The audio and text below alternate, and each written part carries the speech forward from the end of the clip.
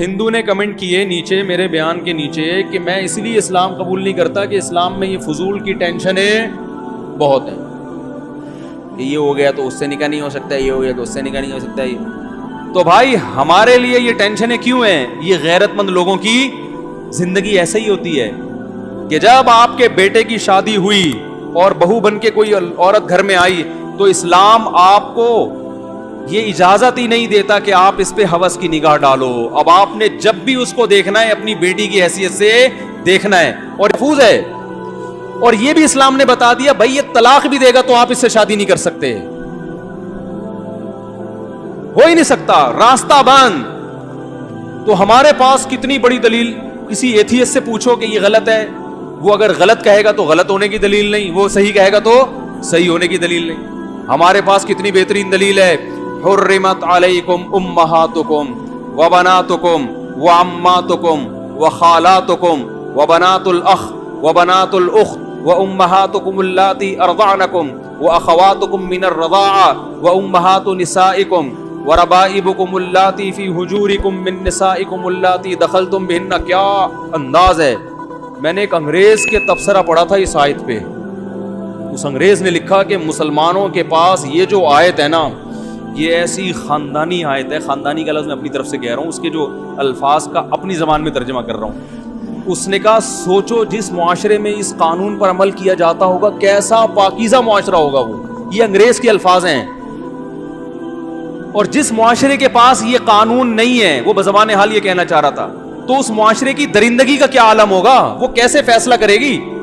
الفاظ کے ہیں قرآن کے، آپ اٹھا کے دیکھیں چوتھے پارے کا اینڈ، تم پر حرام کر دی گئی ہیں ہمیشہ کے لیے تمہاری مائیں۔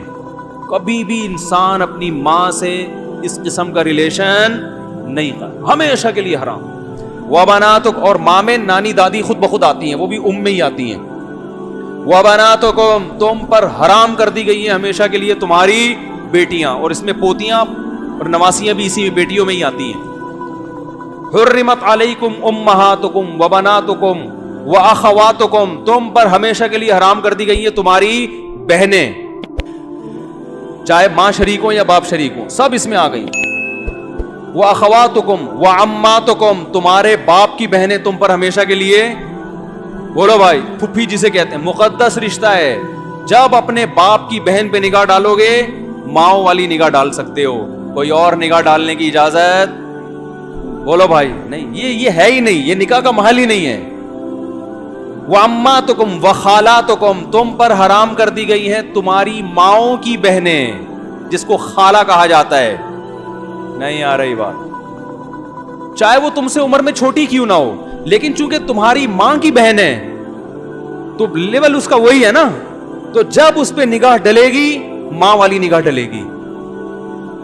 وَأَخَوَاتُكُمْ وَخَالَاتُكُمْ وَبَنَاتُ الْأَخِ، تمہارے بھائی کی بیٹیاں تم پر حرام ہیں، کیونکہ تمہارے بھائی کی جو بیٹی ہے وہ تمہاری بیٹیوں کی طرح ہے، کبھی بھی اس سے نکاح نہیں ہو سکتا۔ وَبَنَاتُ الْأُخْتِ، تمہاری بہن کی بیٹیاں جو تمہیں ماموں کہتی ہیں، تمہارے بھائی کی بیٹیاں تمہیں چاچو کہتی ہیں۔ یہ کیسا رشتہ ہے کہ ایک طرف چاچو بھی کہہ رہی ہیں، انکل بھی بنا رہی ہیں؟ انکل کا اصل میں تو چچا سے نکلا ہے، وہ انگریزوں نے پھر اس کا مفہوم اتنا وسیع کر دیا کہ پوری دنیا کو انکل بنا دیا انہوں نے۔ جب وہ تمہیں چچا کہہ رہی ہے، تمہیں احترام دے رہی ہے، عزت دے رہی ہے، تو اب اس سے یہ ریلیشن قائم نہیں ہو سکتا، نہ حلال نہ حرام، حرام تو ویسے ہی حرام ہے، حلال بھی نہیں ہو سکتا۔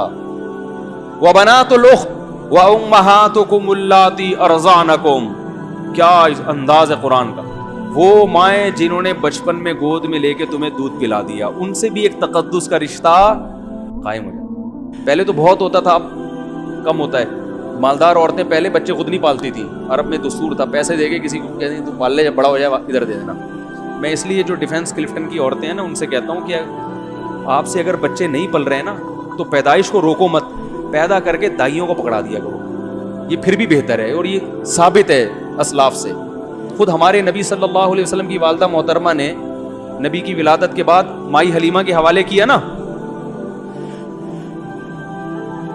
حوالے کر دیا، تو مائی حلیمہ بھی آپ صلی اللہ علیہ وسلم کی کیا بن گئی؟ ماں بن گئی، کہ انہوں نے دودھ پلایا نبی صلی اللہ علیہ وسلم کو۔ تو جو عورت آپ کو بچپن میں دودھ پلائے، ایک تقدس کا رشتہ، بولو بھائی، قائم ہو گیا۔ اب اس سے نکاح کا سوچنا یہ غلط ہے، ماں بیٹی کا رشتہ بن گیا۔ اور اللہ نے کیا فرمایا؟ وَأُمَّهَاتُ نِسَائِكُمْ، تمہاری بیوی کی جو ماں ہے وہ بھی تمہاری کیا ہے؟ مدر ان لا ہے نا. یہ کیسے ہو سکتا ہے کہ بیوی پہ جو نگاہ ڈالو وہی نگاہ اس کی ماں پہ بھی؟ نہ نہ نہ، وہ ساس ہے، وہ تمہارے لیے ہمیشہ کے لیے، یہ رشتے ہمیشہ کے لیے حرام ہوتے ہیں، ان کے حلال ہونے کی کوئی صورت نہیں ہے. وَرَبَائِبُكُمُ اللَّاتِي فِي حُجُورِكُم مِّن نِّسَائِكُمُ اللَّاتِي دَخَلْتُم بِهِنَّ، جس عورت سے تم نے نکاح کیا اور رخصتی بھی ہو گئی، اس عورت کی بیٹی بھی تم پہ ہمیشہ کے لیے حرام، کیونکہ تم اس کے سوتیلے باپ بن گئے. فادر ان، یہ بھی ایک طرح کا فادر ان لا ہے، اسٹیپ فادر ہے، اور یہ اسٹیپ ڈاٹر ہے.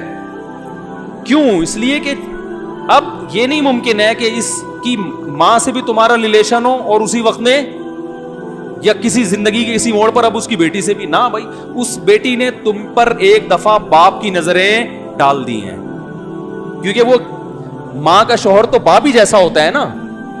وہ ایک دفعہ تمہیں اس طور پر ایکسپٹ کر چکی ہے کہ یہ میری والدہ کا کیا ہے؟ ہسبینڈ ہے. تو اب یہ رشتہ ایسا ہے کہ اب قیامت تک اس سے نکاح نہیں ہو سکتا. وَحَلَائِلُ أَبْنَائِكُمُ الَّذِينَ مِنْ أَصْلَابِكُمْ، تمہارے جو بیٹے ہیں ان کی بیویاں بھی تم پر کیا ہیں؟ جسے بہو کہا جاتا ہے.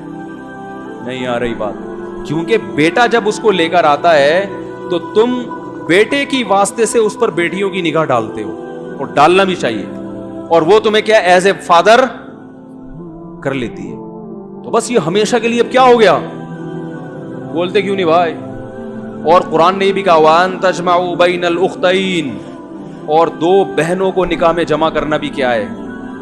کیونکہ ایک عورت سے جب تمہارا کوئی ریلیشن ہے، اس کی موجودگی میں اس کی سگی بہن سے بھی یہ ریلیشن ہو، اس کو بھی اسلام غیرت کے خلاف سمجھتا. ہاں اس سے علیحدگی کے بعد نکاح ہو سکتا ہے، اور حدیث کے مطابق خالہ بھانجی سے بھی ایک ٹائم پہ نکاح نہیں ہو سکتا، پھوپھی بھتیجی سے بھی ایک ٹائم پہ نکاح نہیں ہو سکتا. آگے اللہ نے فرمایا وَأُحِلَّ لَكُم مَّا وَرَاءَ ذَلِكُمْ، اس کے علاوہ جتنے رشتے ہیں تمہارے لیے کیا ہیں؟ حلال.